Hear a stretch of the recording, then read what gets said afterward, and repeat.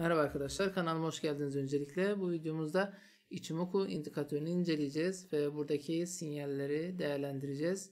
Hemen şöyle, bunlar yatırım tavsiyesi değildir, uyarımızı yapalım ve artık Ichimoku indikatörünü incelemeye başlayabiliriz. Göstergeler bölümünden Ichimoku dediğinizde şurada Ichimoku bulutu çıkar ve tıkladığınızda açılır.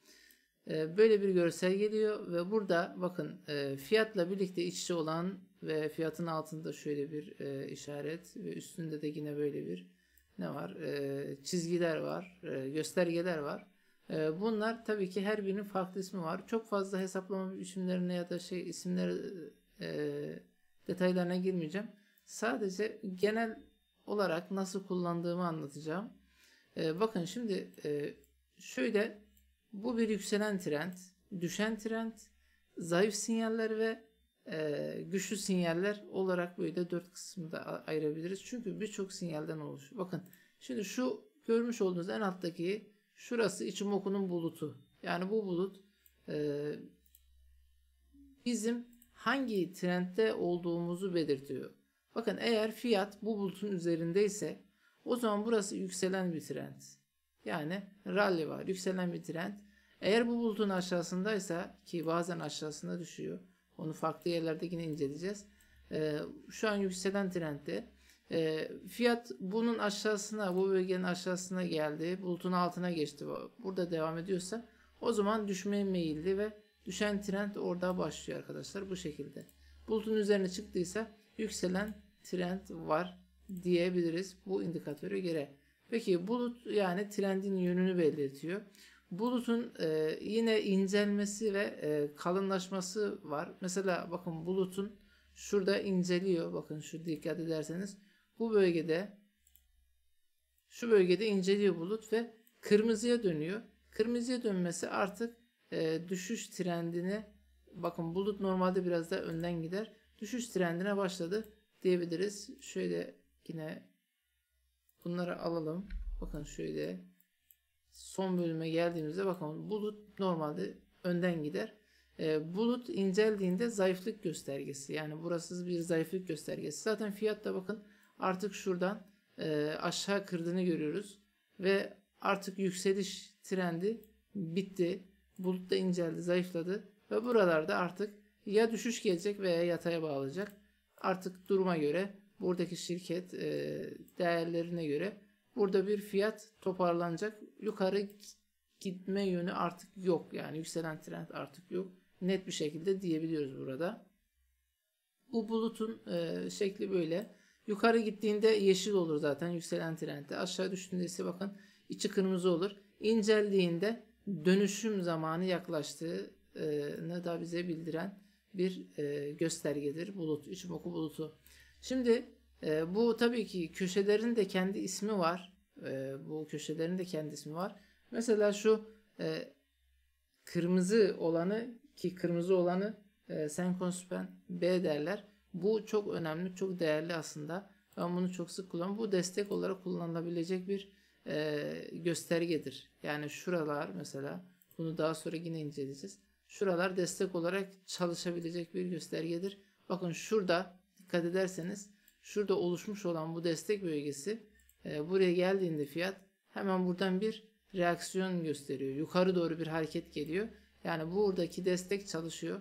O yüzden bu Senkospen B çok güzel bir ne oluyor? Geri dönüşlerde destek, yukarı çıkışlarda ise direnç olarak çalışabiliyor. Bunu bu şekilde de değerlendirebiliriz. Daha net bir şekilde görmek isterseniz burayı kapatalım ve şöyle hesapladığımızda bakın oradan desteği gördük. %26'lık bir yükseliş yakalamış olduk. Evet, bu şekilde kullanılabiliyor. Bulut, yani ben böyle kullanıyorum daha doğrusu. Herkes böyle kullanmayabilir. Ben burada kendi özel açıklamalarımı bu şekilde size gösteriyorum. Peki yukarıdaki yeşil ise bu da bunu kestiğinde, yani şöyle kesişim geldiğinde bir dönüşüm, artık trendin bittiğini haber veriyor. Yukarıdaki Senkospen A ile pek beni ilgilendirmiyor. Asıl ilgilendiren şu alttaki B olan kısmı. Senkospen B. Peki şimdi önemli bir yerde Kijun-sen çizgisi, yani şu kırmızı çizgi. Mavi çizgi ise bunun adı da Tenkan-sen. İsimleri pek şey yapmayın. Önemli olan Kijun-sen ismini unutmamak. Kijun-sen'in altında fiyat kapanış yaptığında benim için artık tehlike başlamış olur. Dikkat ederseniz bakın bulutun üzerine çıkıyor ve Kijun-sen'in altına aylık bazda hiç inmiyor. Bu şirket Amerika şirketi bu. Burada ne zaman altında bir kapanış yaptım mı artık tehlike çanları çalıyor. Yani şurada artık bu iş bitti. Burada Kijun-sen yani şu kırmızının altında kapanış geldi. Mum kapanışı, artık tehlike başladı. Mavi de kırmızıyı kestiğinde artık buluta kadar, yani bulut destek görevi görecek burada. Buluta kadar düşüş bekliyoruz biz. Buluta kadar geliyor ve buradan yine bir tepki geliyor. Yine Kijun-sen, bakın Kijun-sen'in üzerinde kapanış yapamadığı için bulutu tekrar altına geçiyor artık fiyat. Tamamen öldü. Kijun-sen de bulutun altına geçtiğinde artık orada işlem almak mantıklı değil. Mesela benim bir tanıdığım ticaret yapan kişilerde bir tanesi diyordu ki mesela ben sadece bulutun üzerinde fiyat gördüğümde orada alış yaparım. Bulutun altındaysa hiçbir şekilde ben orada ticaret yapmam diyen bir kişi tanıyorum mesela. Çok mantıklıydı onun ve bu şekilde kazanıyordu devamlı. Siz de bunu dikkate alın. Yani bulutun altındaysa fiyat orada ticaret yapmak çok mantıklı değil. Yani çok uzun vade tutmayacaksınız. Çünkü trend yok. Yine ikinci sene altında kapanış yapıyorsa ve şöyle bir kesişim geldiyse desteği buluttan alır. İlk desteği buluttan alır. Bulut tutamazsa bulutun altına geldiğinde iş bitmiştir yani. Bu şekilde kullanılabilir. Bir de Çinkospen var. Yani şu gördüğünüz, bakın şu uzaktan bizi takip eden, geriden takip eden. Bakın şu an burada. Fiyat burada. O da geriden takip ediyor. Bir de bu çizgi var. Bu da güç göstergesi olarak düşünebiliriz. Bu güç göstergesi eğer mumların üzerinde hareket ediyorsa bu demek ki güçlü bir şekilde devam edecek yoluna. Ama mumların içerisinde girdiğinde, ki bakın şu bölgede mumların içerisine giriyor, artık yükseliş trendin gücünü kaybettiğini ve bir dönüşüm geleceğini bize ne yapıyor? Söylemiş oluyor. Bu mumların altında kaldığı sürece güçlü bir yükseliş geleceğini düşünmeyin. Yani bunu söylemek istiyor bu sinyal. Bu şekilde kullanılıyor. Dikkat ederseniz yani uzun vadede bir yatırım için özellikle Amerika'daki borsalarda hisse senetlerinde eğer karakterine de uygunsa, hisse senedinin karakterine de uygunsa şirketin çok güzel bir getirisi oluyor. Yani uzun yıllar mesela burası bulutun üzerine çıktığı zaman, bakın hatta ikinci senenin üzerine çıktığı zaman 2010, burası ne? Burası da bakın 2017. Yani 17 sene boyunca arkadaşlar buradan alan kişi 7 sene boyunca sürekli yükselen bir piyasada hiç kaybetmiyor yani. Düşüşler hep alım fırsatı oluyor. Bakın bu büyük zaman dilimi. Aylıkta, şimdi haftalıkta açıyoruz. Haftalıkta birçok kez al sat fırsatları veriyor. Yani diyelim ki kişi aldı hiç satmıyor. Tamam, bu devam edebilir ama burada birçok, mesela haftada açalım. Şöyle inceleyelim. Birçok al sat fırsatları veriyor. Şöyle büyütelim. Şuradan hatta bakın haftalıkta daha erken sinyal vermiş.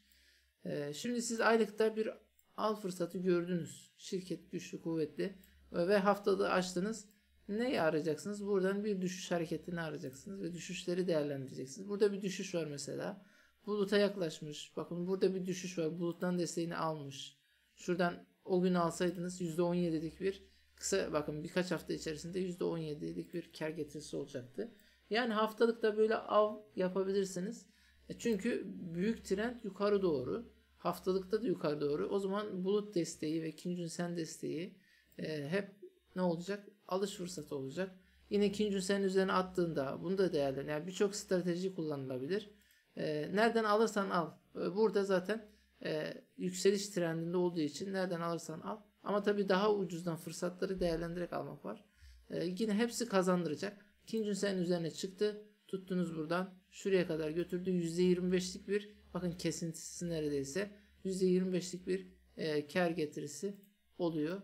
Bu şekilde Ichimoku indikatörünü kullanabilirsiniz arkadaşlar. Kullanılabilir. Bakın burada da bir düşüş trendi. Yani şurada artık bir işin bittiğini gösteriyor. Burada artık burası düşüş ne olacak? Düşüş olarak %35'lik bir düşüş olarak zarar olacak. Burada yani ticaret yapılmıyor. Şimdi biz mesela Türkiye'deki şöyle ya da Tüpraş'a bakalım. Tüpraş. Evet. Burada inceleyelim. Yani Türkiye'deki bir borsada olsak biz bu strateji kullanarak işlem yapmaya çalışsak ne ile karşılaşırız? Nasıl bir durumla karşılaşırız? Bir de ona bakalım. Şimdi bakın burada bir düşüş var. Buradan alınmayacak. Aylık bazda baktık. Tüpraş'ı nerede gördük? Bulutun üzerine attı ve Kinjunsen'in üzerine attı ve burada bir Kinjunsen'le mavi olan çizgiyi, öyle diyeceğim ben, burada bir kesişim yaptı. Artık bundan sonra aylık bazda rally olduğu için düşüşler hep alış fırsatı olacak.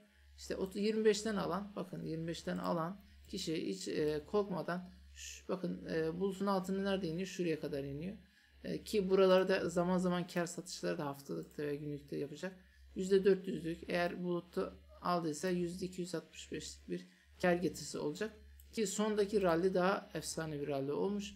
Burada bir al vermiş ve tepeye kadar %400'lük bir kar getirisi olmuş. Bu şekilde yani uzun vadede yatırım yapmak için Ichimoku indikatörü güzel bir şekilde çalışıyor. Şimdi haftalık bazda bakacağız. Haftalık bazda şöyle şunu silebiliriz. Bakın burada önceki çizimleri de kaldıralım. Evet.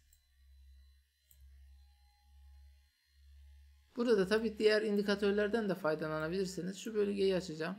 Bakın bulutun üzerine çıkıyor haftalıkta ve şurada bir kesişim geliyor. Bu ne güçlü bir kesişim. Yani bu bulutun üzerinde Kinjunsen'in üzerine çıkması, yani Tenkan-sen ile Kinjunsen bulutun üzerinde bir al sinyali vermesi güçlü bir rally'yi hedeflediğini gösteriyor ve buradan sonra mesela şuradan aldığınızda böyle bir %67 bir getirisi oluyor.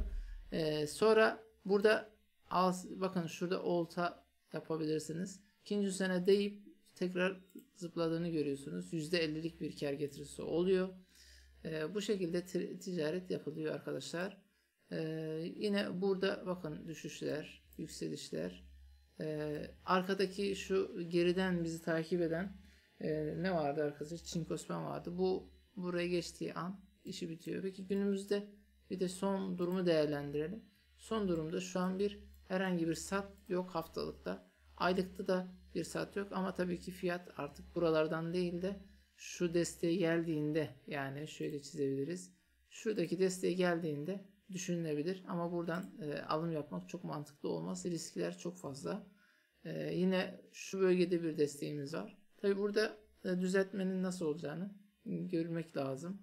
Şu an nefes almadan devamlı gidiyor ve trend devam ediyor. Herhangi bir bozma sinyali yok. Günlükte bakalım. En yakın sinyallere bakacağız şimdi. Günlükte bulutun geniş olduğunu görüyoruz. Herhangi bir zayıflık yok ve fiyat ağır ağır gidiyor. Yine arkadan gelen çizginin de mumların içine girmediğini görüyoruz. Mumların eğer üzerindeyse hala güçlü kalmaya devam ediyor anlamına gelir. Şöyle herhangi bir zayıflık yok. Sat sinyali yok. Günlükte de bir sıkıntı yok. Fiyat pahalı mı? Onu tabii ki teknik değil de temel analizde bakmak lazım. Ona göre karar vermek lazım. Yine bir destek belirlemek istersek bakın bulut desteği şuradan hemen görünüyorsunuz zaten. Aynı yere geliyor arkadaşlar. Yani Senkospan B ile önceki high seviyesi aynı yere geliyor. Bakın neredeyse şöyle çizebilirsiniz. Yani buraya geldiğinde buradan ne olacak? Buradan bir hareket gelecek. Zaten şuradan bir hareket gelmiş. Şuradan bir alım gelmiş ve %18'lik bir yükseliş gerçekleştirmiş. Ichimoku indikatörü de bu şekilde değerlendirebiliriz. Mesela bir de Aselsan'a bakalım. Evet, Aselsan'da önceki çizimleri kaldırıyoruz. Evet, Aselsan'da büyük zaman diliminden başlıyorum. Aylıktan başlıyorum. Bakın aylıkta şu bölgelerden bakın nereden alırsanız alın bulutun üstünde kaldığı sürece her zaman rally devam etmiş. Buradan getirisi mesela tepeye kadar 20 kat gitmiş arkadaşlar. Yani 2042 diyor. Yüzdelik bazda 20 kat yükseldiğini görüyoruz. Bakın burada da yine bulutun üzerine çıkıp akümüle olduğunu görüyoruz. Burada bulutun üzerinde kalıcı olduğu zaman yukarı doğru gidecektir. %300'lük bir kar getirisi de burada olmuş. Şu an hiçbir sıkıntı yok. Yani destekleri de geldiğinde değerlendirilebilir duruyor. Tabii ki büyük zaman diliminde. Şimdi haftalık zaman dilimine bakalım. Haftalıkta bakın şu bölge alınmaması gereken bir bölge. Bakın şurada ki kesişim gelmiş. Bakın burada zaten bir sat gelmiş. Burada fiyat ikinci ünsenin altına gelmiş. Burada da mumların içine dalmış artık güç göstergesi. Gördüğünüz gibi 3 tane sat gelmiş. Yani 3 tane zayıflık sinyali gelmiş. Ve en son bulutun altına geçtiğinde artık burası sat. Yani kesin sat kaç zamanı. Buradan sonra zaten bakın devamlı bir düşüş. Burada bir yatay hareket. Yani uzun zaman boyunca hiçbir hareket yok. Bu zaman burada yatırım olmaz demek. Nerede yatırım zamanı? Şu bölgeye çıktığında, bulutun üzerine çıktığında ve şöyle bir alış geldiğinde burada işte yatırım zamanı. Ve fiyatın sürekli yükseldiğini görüyorsunuz buradan sonra. Burada yine bulutun altına inmeye çalışmış ama tekrar ne yapmışlar? Fiyatı çevirmişler. Şu bölgeye çıktığında tekrardan bakın burası son akümüle bölgesi ve rally. Yani rally net bir şekilde kendini gösteriyor. Burası bakın artık güçlü bir destek noktası oluyor bizim için. Bakın böyle. Çünkü Senkospen B burada oluyor. Şöyle ikinci ünsen mesela bakın şurada onu da destek olarak kullanabiliyorum arkadaşlar ben.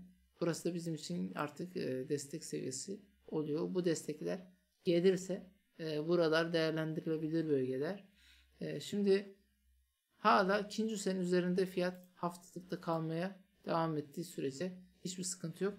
Bunun altına gelir burada kapanış yaparsa o zaman bulut desteğini de gözeteceğiz. Bulutun üzerinde kalırsa tekrar yukarı dönebilir. Ama bulutun da altına inerse o zaman uzun bir süre boyunca artık ne yapacak? Tıpkı buradaki gibi akümülasyon olacak. Veya daha fazla düşmeye meyilli olacak. O yüzden oraları değerlendirmeyeceğiz. Peki bir de son olarak BTC kriptolara bakalım. Evet, kriptolarda durum nasıl işliyor? Bir de onları değerlendirelim. Şöyle önceki çizimleri kaldırıyorum. Şimdi aylık bazda bakacağım. Yani hem yabancı borsalar hem Türkiye'deki borsalar hem de kripto olarak bakıyoruz. Şimdi bu tabii ki kriptolarda çok fazla şey yok. Data yok. O yüzden başka şöyle eski olanlarından bakalım. Şöyle diğer grafikleri açalım.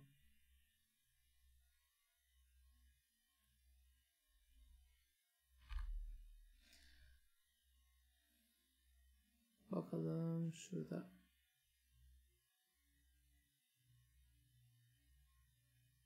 Polonex'ten açalım. Bu daha uzun. Evet. Şöyle 200 dolarlardan. Aylık bazda zaten yani çok fazla grafik olmadığı için aylık bazda pek bir şey söylemeyeceğiz. Sadece şuradaki rally'ye dikkat etmeniz lazım. Son gelen rally ikinci ünsenin üzerine attığında bakın aylık bazda daha yeni oluşuyor. Buranın üzerine attığında sert bir şekilde yükseliş. Bakın şurada da aylıkta da çok önemli bir desteğe oturduğunu görüyoruz. Burada ikinci ünsenin altında kapanış yapmıyor Bitcoin. İkinci fake dalgasını yapıyor. İkinci tepe dalgasını yapıyor. Bu çok önemli. Ne zaman asıl büyük düşüşü getiriyor? Bakın ikinci ünsenin altına indiğinde Bitcoin sert bir şekilde çakılmaya başlıyor. Yani buralarda aslında dağıtım evresi olarak görüyoruz. Burada sert bir şekilde dağılmaya başlıyor. Bakın %55'lik bir düşüş gerçekleşiyor. Tabi tepeden düşündüğümüzde %70'lik de belki daha fazla bir ortalama düşüş gerçekleşiyor. Buna dikkat edin. Ya o yüzden diyorum ya ikinci ünsen çok önemli. Bulut desteği çok önemli ki burada bakın bulut desteğine nasıl geldi? Buluttan desteği aldı. Hızlı bir şekilde yukarı attı. Herkes diyor ki mesela şu an işte rally başladı. Artık 100.000 dolara gidebiliriz. Bunun işte ilk fişeği atıldı. Öyle bir şey yok. Bana göre öyle bir durum şu an yok yani. Şu an aylık bazda hiçbir trend yok. Yani hiçbir alım sinyali yok.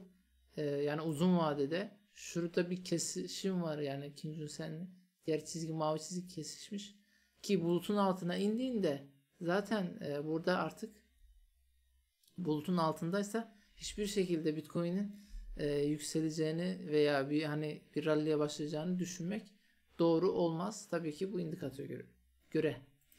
Ki burası artık bakın şurası 36.000, evet 36.200 civarı, çok artık çok güçlü bir direnç olarak düşünüyorum ben burayı artık.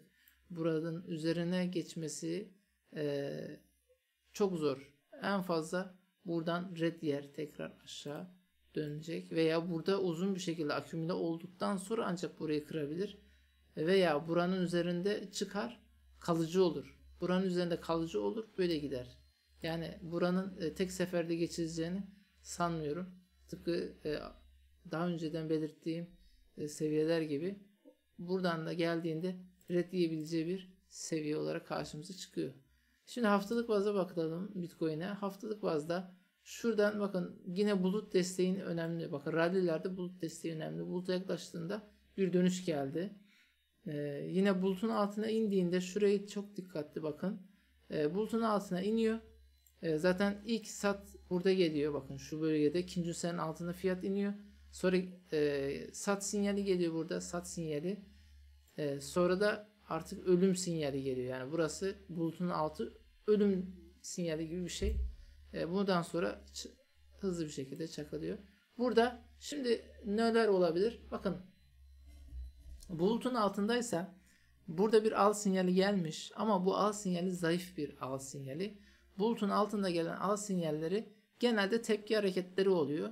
Artık hani satıcılar yorulduğu için onların eğer kapatmamışlarsa pozisyonları, onların pozisyonlarını likit etmeye falan bu şekilde hareketler gelebiliyor. Bazı altcoin'lerde daha hızlı geliyor. Mesela daha sert bir şekilde yükselebiliyor. %100 falan fiyat da belki %200 falan çıkabilir.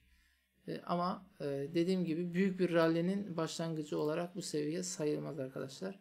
O yüzden buradan şu bölgeyi geçmeden şu bulutun üzerinde bir kapanış yapmadan özellikle haftalıkta ve aylıkta herhangi bir yükseliş görmeyeceğiz. Şimdi buradan bir örnek vermek istiyorum. 3000 dolarlardan gelen şuradaki hareketi günlük açacağım. Burayı da bir inceleyelim. Neler yaşanıyor mesela yani. Bu ralliler nasıl oluşuyor? Altyapıları hazırlanıyor ve nasıl kazanç sağlıyor? Şöyle bakalım. Günlükte rally nasıl olur? Evet. Bakın burada bulutun altında, evet şöyle geniş bir şekilde bakabiliriz. Bulutun altında bir fiyat hareketi. Bu nedir? Buradaki al sinyaller hep zayıf sinyaldir. Hep tepki hareketidir. O yüzden çok fazla değerlendirmeye gerek yok. Buradan bir sat geldi. Sert bir şekilde düştü. Devam ediyoruz. Burada artık bir taban yaptı kendisine ve burada akümüle oldu. Uzun bir süre boyunca yatayda bağladı. Ve artık buradan gelen al sinyali, bak şurada bir al geldi ama sat geldi tekrar. Yani buradaki al sinyali çok da önemli değil. Ama bulutun üzerine çıktığında, bakın şurada bulutun üzerine fiyat çıktı. Kijun-sen çıktı bulutun üzerine. Bulutun ne kadar inceldiğini görüyorsun şurada. Mesela buradaki bulut büyük bir buluttu ve bu bulutu burada aşamadı. Buradan geldi aşağı doğru tekrar düştü. Ama bulut inceldiğinde hemen aşıyor, üzerinde kalıcılık sağlıyor. İşte bu kalıcılık daha sonra bakın rally'nin şu alıcı mumla, alıcı geldi, burada para girişi oldu. İşte bu alıcı mumla birlikte rally başladı ve yukarı doğru nefes almadan hızlı bir şekilde her gün neredeyse, bakın her gün hemen hemen yükseliş devam ediyor ve buradan kar getirisi %193 oluyor çok kısa bir dönem içerisinde. Burada hiç bakın Kijun-sen üzerinde, altında bir şurada bakın burada altında kapanır gibi yapıyor ama tekrar toparlayıp üzerine atıyor. Yani burada devam ediyor. Burada tekrar yerine koyabiliriz sattıklarımızı veya burada tekrar bir işlem alınabilir. Bu şekilde bir rally gerçekleşiyor. Rally'nin sonu, şimdi buraya inceliyoruz. Bakın rally'nin sonu neler oluyor? Mesela mavi kırmızıyı bakın şurada kesiyor. Burası bir sat sinyali. Fiyat Bakın burada ikinci ünsenin altında geçiyor ama hemen toparlıyor. Ama burada 2 gün kapanış yapıyor ikinci ünsenin altında fiyat. O zaman bulut desteğine bakacağız. Bulut desteğine gelmiş. Buluttan harekete almış. Bir daha bulutun altında 3 gün kapanış yapıyor. Bakın 3 gün kapanış yapıyor. Yani bu tabi artık oradaki piyasanın sizin aşina olmanıza da bağlı. Daha sonraki hareket bu fake bir hareket. Yani burada çok o tamam döndük derken bir daha buraya geldiğinde burada kesin stop olacak nokta. Hem ikinci ünsen bulutun altında. Zaten bulut burada incelmiş dikkat ederseniz. Ve şurada kırmızıya dönmüş. Yani artık düşüş trendi var. Bulut bize onu söylüyor. Burada artık fiyat da altına indi. İkinci ünsen de bulutun altına indi. Burası ölüm. Buradan sonra düşüş veya akümülasyon. Buradan sonra bir getirisi olmuyor ve %36'lık bir düşüş gerçekleşiyor. Tabii ki daha sonra şurada bir yani burada bir sahtekarlık, bir fake bir çıkış, yani küçük bir yükselti. Tekrar altına düştüğünde yani çok burada tabii ki oynaklık fazla. Toplamda buradan gelen düşüş, şu bölgeden gelen düşüş %37'lik bir düşüş, şu bölgeden gelen ani düşüş, pandemi düşüşü. Burası tabii biraz karışık, yani manipülasyon. Pandemi düşüşü olduğu için orayı hesaplamak istemedim. Bu şekilde arkadaşlar, odaklanmamız gereken bölgeler bunlar. Fiyatın ikinci ünsenin altında da olması sinyalleri, bulutun üstünde ve altında hareket etmeler, bulutun altındaki al sinyalinin zayıf oluşu, üstteki al sinyalinin rally tetiklemesi, bakın şuralarda rally tetiklemesi, buradaki al sinyaliyle beraber şurada devam ediyor. Bu şekilde değerlendirebiliriz Ichimoku indikatörünü. Dış Amerikan borsalarında mesela Amazon gibi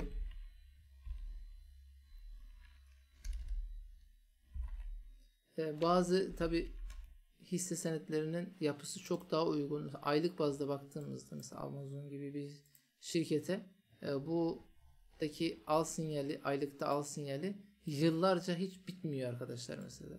Şurada mesela bir al sinyali gelmiş. Bu da çok uzun vade, yani emeklilik sinyali gibi bir şey oluyor. Mesela 24 kat yükselmiş. Hem de dolar bazında, yani dolar kazanıyorsunuz. Dediğim gibi yurt dışındaki Amerikan borsalarında bazı şirketlerin yapısı uygun olan şirketlerin aylık bazda böyle al sinyali geldiğinde, ki şuradaki düşüşleri de değerlendirdiğinizi düşünürsek, çok şiştiğinde satıp tekrar ikinci ünsenden alınmalar ya da buluttan alınmalar falan düşündüğümüzde ciddi manada emeklilik sinyali gibi oluyor al sinyalleri Amerikan borsalarında. Türkiye borsalarında da çok değerli, yani büyük BIST 30 mesela BIST 100'deki sinyaller, orada o ki şirketlerin BIST 50'deki mesela ilk böyle hacmi yoğun olan şirketlerin, güçlü kuvvetli şirketlerin böyle aylık bazda al sinyalleri ya da haftalık bazda al sinyalleri ciddi anlamda kar getirisi oluyor. Bu şekilde takip edebilirsiniz Ichimoku indikatörünü. Umarım sizler için faydalı olur. Hoşça kalın.